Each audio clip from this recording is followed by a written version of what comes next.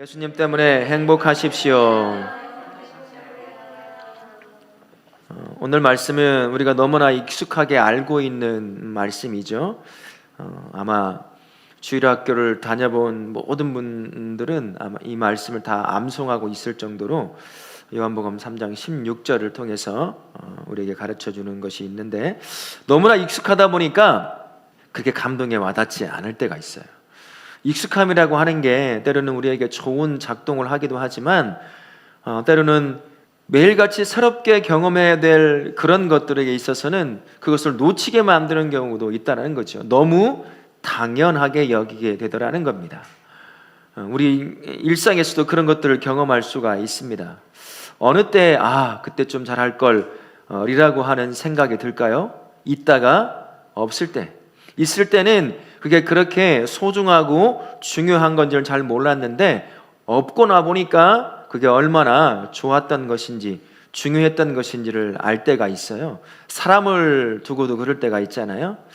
그냥 항상 집에 가면 있으니까 언제나 있는 사람이었어요. 그러나 어느 날 하나님이 먼저 그를 데려가 버리면 그때 오는 게 있죠.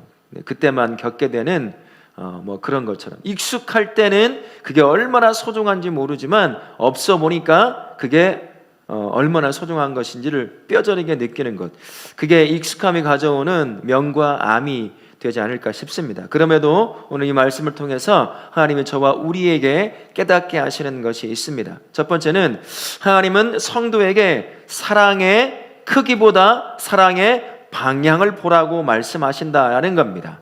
16절에 하나님께서 처음에 뭐라고 말씀하시죠? 하나님이 세상을 이처럼 사랑하사, 하나님이 이만큼 사랑하사 라고 말하지 않고 하나님이 어디를 향해서요? 세상을 향해서 이처럼 사랑한다 라고 말씀을 하십니다. 하나님께서 주목하시는 건 그 방향이 있다라는 거예요. 사랑에는 방향이 있다라는 거죠. 바로 세상이라고 하는 것이라고 할 수 있습니다. 하나님이 세상을 사랑하셨다라는 겁니다. 세상이 어떤 곳일까요? 하나님을 믿지 않는 곳을 얘기하는 거겠죠. 죄인들이 살아가는 그러한 삶의 현장을 말하는 것이고, 개개인으로 말한다면 믿지 않는 죄된 삶 가운데 살아가는 모든 사람들을 두고 말하는 것일 수도 있습니다. 하나님은 내가 이만큼 사랑한다고 말하지 않고 바로 사랑의 방향을 정해서 세상을 이처럼 사랑한다라고 말씀하신다라는 겁니다. 경건한 자, 도덕적으로 윤리적으로 완전한 자를, 그런 자를 사랑하시는 것이 아니라 죄된 자, 자기가 죄인인지도 모르며 살아가는, 죄된 욕망을 쫓아 살아가는 사람들이 있는 곳, 바로 그 사람, 하나님의 사랑이 그들을 향해 방향이 잡혀져 있다라는 겁니다. 우리를 만약에 세상의 종교처럼 네가 얼마나 잘 살았는지, 얼마나 선하게 살았는지, 그 삶이 얼마나 많은 삶을 살았는지 그걸 따져서 우리를 사랑하신다면 아마 우리는 구원받을 사람이 한 명도 없을 겁니다. 우리 하나님은 양이 아니라 방향입니다. 누구를 향한 방향이죠? 죄인들을 향한 사랑의 방향을 갖고 있다는 겁니다.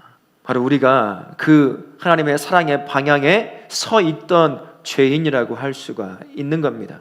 죄악된 세상을 향해 우리 하나님께서 놀라운 결단을 이루셨습니다. 왜 그러냐면 사랑하시니까. 사람 같으면 어떻게 하겠습니까? 내 마음에 들지 않고 악하고 나를 힘들게 하는 사람들을 향해서는, 우리 속된 말로 이런 말도 하잖아요. 그쪽을 향해서는 무엇도 누지 않는다고요? 다 아시죠? 미우니까. 근데 우리 하나님은 그게 아니더라는 거예요.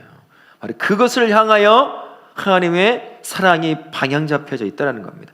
그러니까 세상을 향하여 자신의 독생자 예수까지도 십자가에 그냥 주저하지 않고 죽게 내버려 두시는 거라고 할 수가 있는 겁니다.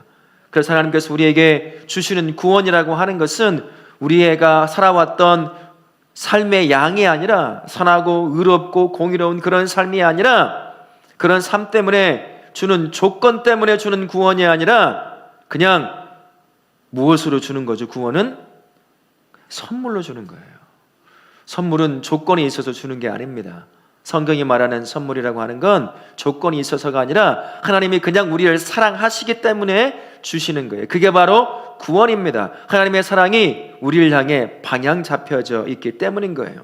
그래서 오늘 기도하실 때 이렇게 한번 기도하면 어떨까 싶습니다. 나 같은 죄인을 사랑하셔서 독생자 예수님을 구원의 선물로 주신 것 감사합니다. 그럼 이 고백 잘 나오나요? 익숙함이 이 고백을 우리 입에서 사라지게 만들었어요. 당연하게 여기더라는 겁니다. 그러나 오늘 기도하실 때 다른 것보다도 날 구원하신 하나님, 나 같은 죄인을 향하여 사랑의 눈으로 바라보시고 날 향하여 모든 걸 희생하며 구원하신 그 은혜를 감사합니다 라고 여러분의 입으로 삶을 담아서 고백하는 기도를 하실 수 있기 바라고요. 또한 오늘 이 시간에 이런 삶이 이렇게 나를 사랑하셨던 하나님의 사랑에 우리 마음이 살다 보니 무감각해질 때가 있습니다. 나를 사랑하신 예수 그리스도의 사랑을 받아 누리면서도 불구하고 당연한 것처럼 받아 누리잖아요. 우리 가정에도 그런 사람들이 있어요. 당연하게 받아 누리는 사람이 누가 있을까요? 자녀들이에요. 자녀들은 그게 당연하게 여기거든요. 여러분도 그랬고 저도 그랬고 이제 우리가 부모가 되보니 우리 자식들이 그러는 거예요. 그래서 안 주면 더 삐지고 더 화내고 당연하게 여기다 보니까 그 사랑이 얼마나 큰지는 몰라요. 어느 때 알게 되는 거죠? 부모가 돼보기도 하고 그 부모가 나를 떠날 때, 다시는 만나지 못할 때, 그때서야 그 사랑이 얼마나 큰지 알 수 있잖아요. 네, 그런데 우리는 그러지 말아야죠. 성도는 무감각해진 것들을 오늘 하나님 내 마음 둔감해져서 당연한 것처럼 받아 누리는 예수 그리스도의 사랑을 다시 한번 깊이 경험하는 은혜의 시간 되기를 원합니다. 그 사랑이 얼마나 크고 넓고 깊은지 다시 한번 깨달을 수 있도록 도와주십시오. 둔해진 나의 영혼과 마음이 예수 그리스도 나를 향한 사랑에 민감하게 반응할 수 있기를 원합니다 라고 그렇게 기도의 자리로 나아가시는 우리 성도님들 되실 수 있기를 바라겠습니다. 하나님께서 선물로 주신 그 구원, 예수 그리스도 통해서 주신 그 선물로 주신 구원이신 예수 그리스도께서 이 땅에 오셨을 때 어떤 일로 오셨다고 말씀을 하고 있습니까? 정죄함이 아니라 죄인들을 구원하게 오셨다고 말씀하셔요. 17절에 이런 말씀을 하십니다. 우리 같이 한번 읽어보도록 하겠습니다. 하나님이 그 아들을 세상에 보내신 것은 세상을 심판하려 하심이 아니요 그로 말미암아 세상이 구원을 받게 하려 하심이라. 아멘.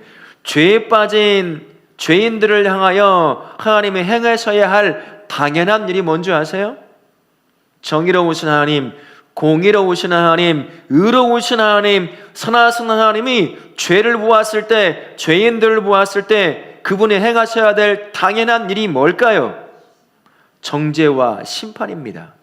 그게 하나님의 속성이에요. 우리 하나님은 죄를 우리처럼 묻어주고 또 덮어주고 봐줄게 라고 하지 않습니다. 그 하나님, 우리가 믿는 하나님은 정의로우신 하나님이에요. 죄에 관해서는 반드시 정죄와 그 대가를 치르게 하셔야 하는 분이 정의로우신 우리 하나님이라고 할 수가 있는 거죠. 우리 하나님이 그 일을 행하셔야 합니다. 그런데 그 일을 행하지 않으시겠다고 말씀하시는 거예요. 왜 그렇죠? 세상을 이처럼 사랑하기 때문이에요. 죄인은 나를 이처럼 사랑하기 때문입니다. 그런데 우리 하나님은 공의로우신 하나님이고 정의로운 하나님이시잖아요. 반드시 그 죄를 해결해야 하십니다. 그래서 선택하신 방법이 뭡니까? 정죄가 아니라, 심판이 아니라 어떤 것이었습니까?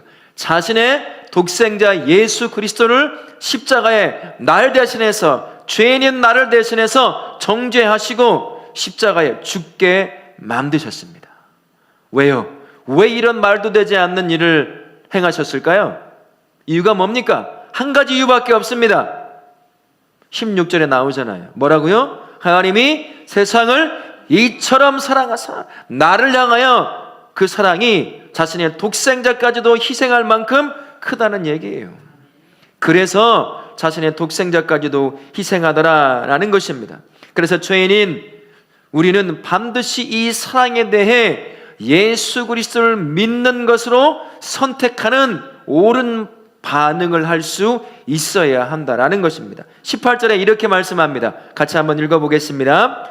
그를 믿는 자는 심판을 받지 아니하는 것이요 믿지 아니하는 자는 하나님의 독생자의 이름을 믿지 아니하므로 벌써 심판을 받은 것이니라. 아멘. 믿음이라고 하는 건 내가 예수를 아는 것이 믿음이 아니에요.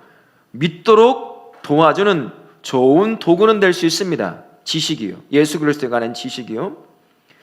나의 신앙의 경력, 종교 생활을 해온 경력이 믿음이라고 말할 수 있을까요? 아닙니다. 그건 믿음이 아닙니다. 진짜 믿음의 겉으로 드러나는 모습은 뭘까요? 내가 예수를 믿는다면 무엇을 하겠습니까? 믿는다는 게 뭐죠? 예수님을 나의 구주로 선택하는 거예요. 이젠 내가 주인이 아니라는 거죠. 이 세상이 나를 이끌어가는 것이 아니라는 것을 고백하는 것입니다. 예수 그리스도를 선택하는 반응을 보이는 게 믿음이라고 할 수 있습니다. 내가 예수를 아는 것을 예수님을 믿는 거라고 착각한다면 참 가장 안타까운 존재예요. 믿는 건 나의 믿음을 도울 수는 있겠지만 그 자체가 믿음은 아니라는 걸 기억하십시오. 내가 예수를 믿어온 연수가 얼만데 30년을 40년을 우리 집이 5대째 믿고 있어. 여러분 이게 믿음이에요? 아니에요. 이거는 종교 생활의 경력입니다. 하나님 이 경력 보고 우리를 구원하시지 않아요. 우리가 날 사랑하신 예수를 알았다고 한다면, 머리로 알았다고 한다면 그분을 믿기로 선택할 때 내가 그리스도를 통해서 구원을 얻을 수가 있는 거예요. 그게 우리가 보여야 될, 예수를 아는 사람이 보여야 될 당연한 반응이라고 할 수가 있는 겁니다. 예수를 믿고 살아가는 것은 중립이 없습니다. 딱 두 가지만 결정되죠? 어떻게 결정될까요? 예수를 믿느냐, 예수를 안 믿느냐. 야, 내 안에 예수를 잘 믿거든. 내 안에 치맛가락 붙잡고 천국 갈 수 있어.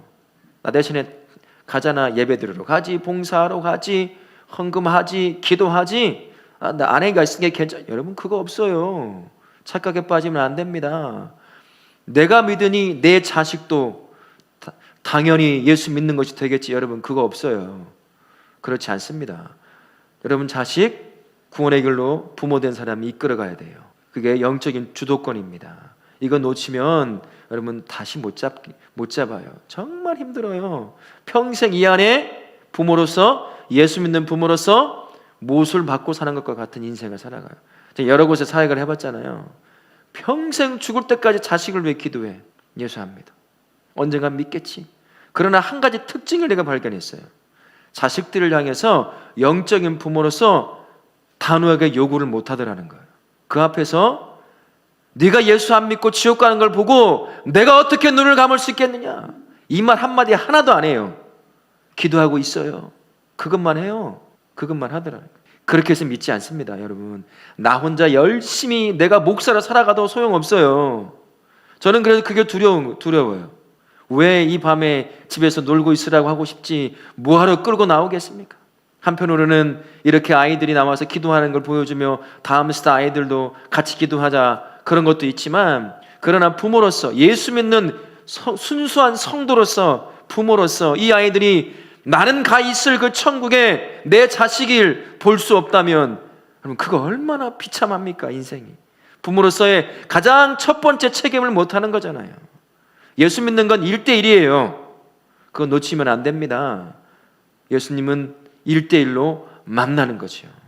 그걸 생각하시고 누군가 잘 믿어주고 내 신앙의 경력, 여러분 그것이 아니라 내가 예수를 지금 나의 주인으로 선택했느냐, 그것이라는 겁니다. 오늘 기도하실 때 하나님 나는 예수 알고 있는 걸 믿는 거라고 착각하고 있는 건 아닙니까? 진짜 나 예수님 믿고 있나요? 내 인생의 주인 되어 있으십니까? 나 사실 모르겠어요.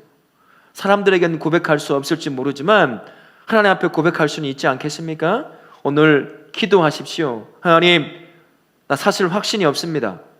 내가 예수 믿는지 예수를 아는지 도대체 그게 뭔지 모르겠어요. 성령께서 오늘 나로 하여금 내가 예수를 알고 있는 사람인지 내가 예수를 믿고 있는 사람인지 깨닫게 하셔서 예수를 알고 있는 걸 믿는 거라고 착각하고 있다면 내가 예수님을 믿기로 선택하는 그 믿음을 나에게 주십시오 라고 오늘 한 걸음 더 하나님 앞에 나아가는 우리 성도님들 되실 수 있기를 바라겠습니다. 이렇게 우리를 이 세상을 사랑하신다고 하며 우리를 향해 자신의 독생자까지 주셨는데 세상은 어떠하냐는 겁니다. 죄인들은 이 하나님의 사랑의 방향을 향하여 어떻게 반응하느냐. 19절의 말씀에 이런 말씀이 있습니다. 같이 한번 읽어볼까요? 빛이 세상에 왔으되 사람들이 자기 행위가 악함으로 빛보다 어둠을 더 사랑한 것이니 라고 말씀합니다. 이게 문제라는 겁니다. 빛으로 이 땅에 오셔서 우리를 향해 진리의 길로 인도해 가시는 그분이 오셨음에도 불구하고 그분을 발견하지 못하더라는 것이에요. 무엇을 더 사랑한다고 말씀합니까? 어둠을 더 사랑한다고 말해요. 왜 세상은 어둠을 더 사랑할까요? 여러분의 삶을 곰곰이 생각해 보세요. 왜 어둠을 사랑하죠? 어둠은 무언가 가려져요. 그죠? 범죄는 낮에 많이 일어납니까? 밤에 많이 일어납니까? 왜요? 낮에도 할 수 있는데 더 팔팔할 때 하면 좋지. 왜 낮에 안 하고 밤에 하죠? 숨겨질 수 있으니까. 지금이야 뭐 CCTV가 하도 발달돼가지고 이제 그것도 못 숨기지만 그런 거예요. 내가 어둠에 살던 그 삶이 들킬까봐 조마조마한 거죠. 숨고 싶은 거예요. 빛 앞에 나아가면 어둠에 있을 때 보지 못했던 나의 추악함을 볼 수 있거든요. 예수 앞에 딱 서게 되면, 그분 앞에 서게 되면 감출 게 아무것도 없어요. 다 드러나요. 그런데 나의 삶은 어둠에 살던 그 삶이 즐거워요. 그 삶을 즐거워했단 말이죠. 그러니 그 삶이 드러나면 안 되는 거잖아요. 그러니까 어둠을 싫어해요. 어둠이 빛을 싫어합니다. 그래서 어둠을 더 좋아하게 되는 거예요. 우리의 삶도 그런 삶이 있는지 한번 곰곰이 생각해 봐야 될 필요가 있습니다. 20절에 이런 말씀이 있습니다. 악을 행하는 자마다 빛을 미워하여 빛으로 오지 아니하나니 이는 그 행위가 뭐라고요? 드러날까 하며. 예수 앞에 오면 가장 먼저 듣는 소리가 뭔지 아세요? 목이 갑자기. 예수님 앞에 만나면 가장 먼저 드러나는 현실, 사실이 뭡니까? 그래요, 너 죄인이라고. 너 죽을 죄인이야. 추악하고 추잡하고 더럽고 음란한 죄인이라고. 그걸 바로 지적합니다. 그 소리 듣고 싶으세요? 보통 사람은 듣고 싶지 않아요. 내가 죄인임을. 그래서 그 행위가 드러날까 두려워서 빛을 좋아하지 않아요. 유대 백성들이 빛으로 오신 예수 그리스도를 싫어하는 이유가 뭡니까? 그분의 입을 통해서, 그분의 삶을 통해서 그들이 우리는 의롭게 살았다고 하는 그 삶에 깊이 숨겨져 있는 어둠, 그 죄를 그분 앞에 선이 다 드러나는 거거든요. 그러니까 싫어하는 겁니다. 시기 질투하고 끝내는 십자가에 못 박아 죽는 일이 발생하게 되는 거지요. 그러나 우리가 기억해야 합니다.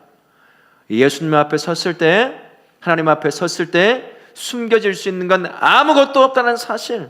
아무리 내가 숨긴다고 하더라도 그분 앞에는 숨길 수 있는 게 아무것도 없다는 것입니다. 예수 믿는다고 말하면서 여전히 아직도 포기하지 못하고 있는 어둠이 주는 즐거움을 여전히 끌어안고 살고 계십니까? 그냥 기도의 자리에 나오고 예배하는 자리에 나와서 내가 기도했고 예배했으니 내가 숨겨온 어둠의 그 즐거움을 마치 봐주라는 식으로 그렇게 종교 생활하고 있는 것은 아닙니까? 우리 하나님 앞에 숨길 수 없다는 것을 기억하십시오. 오늘 이 시간 기도하실 때요, 내가 예수 믿는다고 하면서 여전히 포기하지 못하고 있는 어둠이 주는 즐거움들 여전히 붙잡고 있다고 한다면, 너무나 익숙해서 깨닫지도 못하고 있다고 한다면 오늘 기도하실 때 하나님, 나의 눈을 열어주십시오. 내가 지금도 예수 믿는다고 말하면서도 아직도 떠나버리지 못한 어둠이 주는 즐거움 여전히 붙잡고 있는 게 뭐가 있습니까? 그것을 볼 수 있는 눈을 주시고 그것을 떠나버릴 수 있는 용기도 더해 주십시오 라고 기도하시고요, 또 하나님 앞에 그건 내려놓지 못한 것들, 포기하지 못한 것들, 온전히 포기할 수 있는, 회개할 수 있는 담대함도 주십시오. 내가 예수 믿을 때 내 힘으로 못 믿었던 것처럼 내가 어둠을 즐기고 있는 그 삶 놓는 것도 쉽지 않아요. 즐겁거든요. 당장에 하나님이 징계 내리지 않아요. 기다리고 계실 뿐이죠. 그러니까 그걸 그냥 당연하게 붙잡고 여전히 살아가. 10년 살아가고 20년, 30년 죽을 때까지. 그런데 오늘 하나님이 말씀하십니다. 네가 그 사람이라고. 어둠을 사랑하고 빛 앞에 나오려고 하지 않는 그 삶이 네 안에 있지 않느냐라고 우리에게 말씀하십니다. 그래서 오늘 기도하실 때 죄를 포기하고 회개할 담대한 믿음을 주십시오. 그렇게 기도함으로 말미암아 오늘 나에게 주어진 예수 그리스도의 그 사랑, 당연하게 주어진 그 사랑을 그 어느 때보다 깊이 경험하시는 우리 성도님들 되실 수 있기를 바랍니다. 기도하실 때 하나님, 날 사랑하시는 그 사랑을 당연하게 여겼다고 한다면 오늘 기도하면서 그 누려왔던 그 사랑을 더 깊이 경험하는 시간 될 뿐만 아니라 또한 내 안에 아직도 버려버리지 못한 그러한 어둠의 즐거움을 품고 있는 것이 있다고 한다면 담대하게 끊어버릴 수 있는, 내려놓을 수 있는, 포기할 수 있는 그러한 믿음도 주십시오. 그래서 날아가는 하나님의 사랑을 그 어느 때보다 더 깊고 풍성하게 경험하는 은혜의 성도가 될 수 있도록 도와주십시오라고 기도하시는 우리 성도님들 되실 수 있기를 예수님의 이름으로 축원합니다.